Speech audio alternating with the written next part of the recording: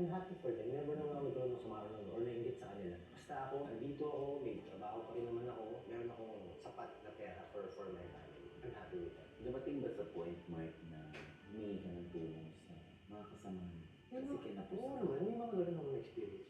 Naman ako sisir, parang I needed to do that para, syempre, para sa pag-ina ko. Kung ako yun, oo naman, hindi ko naman itatanggi na nanghiram ako ng pera sa mga kasama. Nababalik ko naman. Oo naman, unti-unti.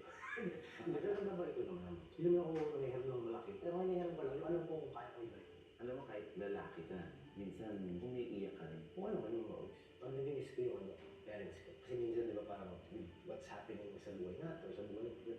Yun nga, yung parang ako kulangan siya ng pera.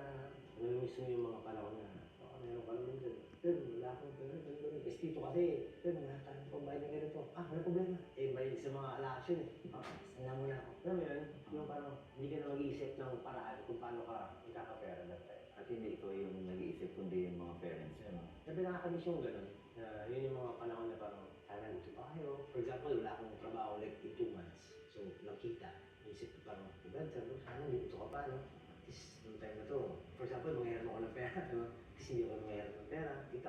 Ikaw yung makikipag-usap sa mga GMA na, wala pang trabaho or pa yung gagawa niya. Hindi ako. Kasi alam niyo na, hindi ko ugali kasi yung usap.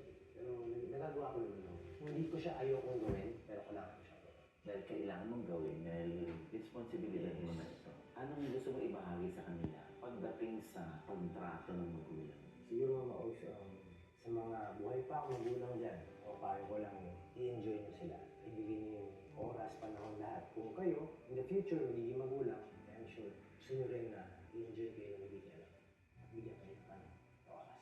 Ano may papayo mo sa mga, I'm sure maraming makaka-relate sa sitwasyon mo na hindi mo naman ikinakaya na minsan nag-aagilat ka? Masaya at mahirap ang magkaroon ng sarili pamilya. Asawa, anak, kaya kung papasukin nyo to, siguraduhin nyo lang na kaya yung pamilya. Na kaya nyo maging responsable ka